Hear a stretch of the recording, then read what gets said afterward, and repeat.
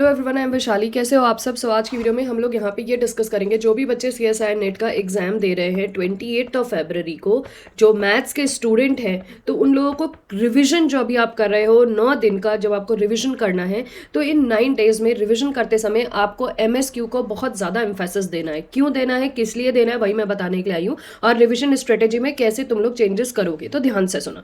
देखो, हम लोग जब रिविजन कर रहे हैं ना, तो किसी भी पर्टिकुलर एक सब्जेक्ट को उठा के हमने उसके MSQs और MCQs लगा रहे हैं, या फिर आप मॉक टेस्ट लगा रहे हो, जो भी आप लगा रहे हो।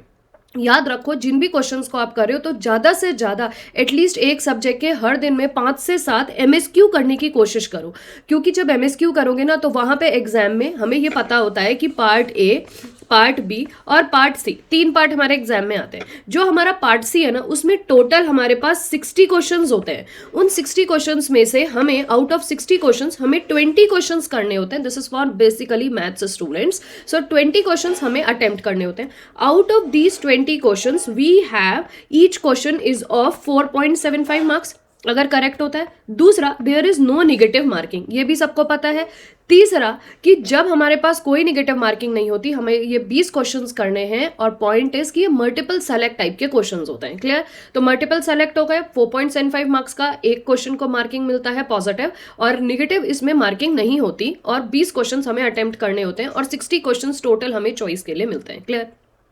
तो why I am giving you emphasis कि रिवीजन के दौरान तुम्हें पार्ट सी के जो क्वेश्चंस हैं MSQ टाइप के, इस समय हर दिन 9 डेज एवरी डे कम से कम 15 MSQ की प्रैक्टिस करनी है। 15 मैम बहुत ज़्यादा है। हाँ, मैंने तुम्हें एक चार्ट पिछले हफ्ते, मतलब मेरी जो प्रीवियस वीडियो, उसमें तुमने देखा कि तुम्हें किस तरीके से 8 से 11 घंटे की पढ़ाई करनी है, जिसमें मैंने तुम्हें डिफरेंट स्लॉट्स बताए थे। उसी में तुमसे कहा था कि तुम टॉपिक ए पढ़ोगे, टॉपिक बी पढ़ोगे, टॉपिक सी पढ़ोगे, टॉपिक डी पढ़ोगे। टॉपिक ए का मतलब खाली थ्योरी नहीं है डियर। टॉपिक 1 का मतलब यह है कि आप उस टॉपिक के जल्दी से थोड़ी सी थ्योरी और बचे हुए MCQ और MSQ को टाइम दोगे। तो हर टॉपिक के कम से कम 2 MSQs हर दिन करोगे, तो एक दिन में कम से कम 7 से 10 MSQs प्रैक्टिस कर लोगे। ठीक है? पुराने भी करो और रिसेंट ईयर के भी करो। ठीक है? अब जब हम MSQs की प्रैक्टिस करेंगे तो हम कर ही क्यों रहे हैं, ध्यान से सुनिएगा। एक तो इसमें निगेटिव मार्किंग नहीं है, ऊपर से अगर MSQ को आपको अभी से ग्रेस्प करना आ गया कि MSQ की लैंग्वेज कैसी देते हैं, subject wise, topic wise. MSQ में जब सब्जेक्ट वाइज किसी टॉपिक को हम तैयार करते हैं, तो किस तरीके के उनके ऑप्शंस आपस में इंटरकनेक्ट होते हैं, ये ध्यान रखो। तो हमें जब भी किसी टॉपिक का MSQ, हम क्योंकि एग्जाम में 10 दिन ना लगातार MSQs की प्रैक्टिस कर रहे होंगे हर एक सब्जेक्ट की, ऑब्वियसली जो सब्जेक्ट ज्यादा इंपॉर्टेंट होगा उसकी प्रैक्टिस हम ज्यादा करेंगे।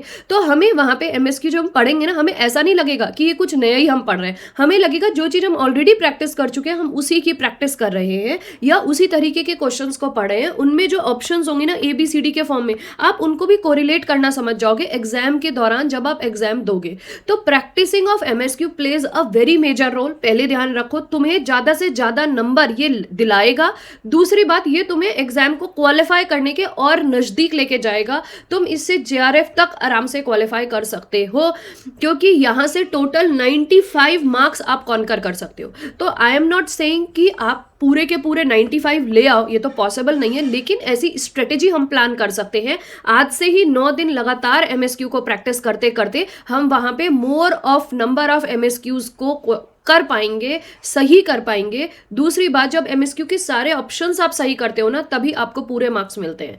तो ये प्रैक्टिस के दौरान सीखेंगे कि ABCD चारों के चारों ऑप्शंस को कितने ध्यान से करना है। मूविंग टू दी नेक्स्ट, इनको कुछ मैंने पॉइंट्स लिखे हैं जो मुझे लगा आप लोगों के दिमाग में क्वेश्चन जरूर आएंगे MSQ को लेके, कि आप कह रहे हो कि MSQ इतने इंपॉर्टेंट है, तो मैम हम इसकी प्रैक्टिस किस तरीके से करें। जिस भी सब्जेक्ट को तुम पढ़ रहे हो, मैंने तुमसे कहा कि तुम कॉम्प्लेक्स एनालिसिस की आज रिविजन कर रहे हो और टॉपिक वाइज कर रहे हो। तुमने सिंगुलैरिटी से उठाया क्वेश्चन, या फिर रेसिड्यू से उठाया, या फिर तुमने कन्फॉर्मल मैपिंग से उठाया, उसी के कम से कम 3 से 4 MSQ लगा लो। तो तुम वो 4 MSQ करोगे ना, तो कहने का मतलब तुम 5-6 टॉपिक का साइमल्टेनियसली रिविजन कर लोगे। क्योंकि तुम्हें मैंने अभी प्रीवियस वीडियोस में ये भी बताया था कि MSQ और एमसीक्यू को सॉल्व करने का क्या तरीका है, और एमएसक्यू में जो क्वेश्चंस आ रहे हैं वो 4-5 टॉपिक के क्लब होके आ रहे हैं। तो अगर एक टॉपिक को तुम रिवाइज कर रहे हो एमएसक्यू के थ्रू, तो you are not revising a single topic, आप 4-5 टॉपिक को एक साथ जोड़ के पढ़ रहे हो। तो वहां पे आपकी रीडिंग स्किल इंप्रूव होगी जब एमएसक्यू को करोगे। एमएसक्यू को रीड करने का तरीका, ग्रेस्प करने का तरीका डिफरेंट है, उसके ऑप्शंस को समझने का तरीका डिफरेंट है, उसके ऑप्शंस को करेक्ट करने का तरीका कैसे करोगे एकदम समझ में आया तो तुरंत पता चल जाएगा, अच्छा इसका आंसर ये इससे रिलेट है। सही दिन टॉपिक पढ़ने के बाद एमएसक्यू की प्रैक्टिस करनी है 4 से 5 topic wise. How many to do while revision, कितने क्वेश्चंस को हम प्रैक्टिस करें ड्यूरिंग रिविजन। कम से कम हर एक टॉपिक के 4 से 5 क्वेश्चंस की प्रैक्टिस करिए ही करिए, ठीक है। With subjects to practise more, जो ज्यादा वेटेज के हैं, जैसे लीनियर अलजेब्रा ज्यादा वेटेज के, कॉम्प्लेक्स एनालिसिस ज्यादा वेटेज के, ओडीपीडी ज्यादा वेटेज के, रियल एनालिसिस कर रहे हैं तो रियल एनालिसिस ज्यादा वेटेज के, ये जितने भी इंपॉर्टेंट टॉपिक्स हैं इनके ज्यादा नंबर ऑफ क्वेश्चंस आपको अटेम्प्ट करने हैं।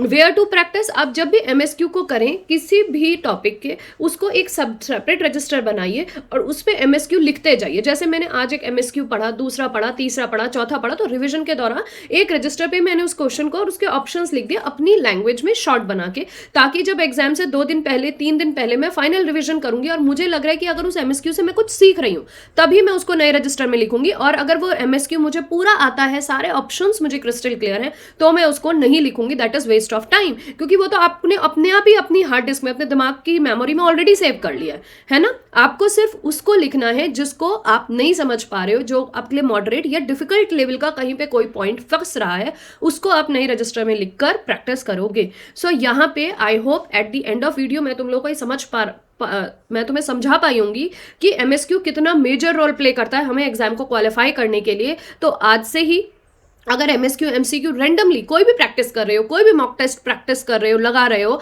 तो एम्फेसिस दो, एमएसक्यू को भी 4-5 प्रैक्टिस करो ही करो इंटेंशनली, कि मुझे 4 एमएसक्यू करने ही करने, इंटेंशनली मुझे 4 एमसीक्यू करने ही करने। इस एमएसक्यू को मैंने सॉल्व किया तो मैंने इससे क्या सीखा।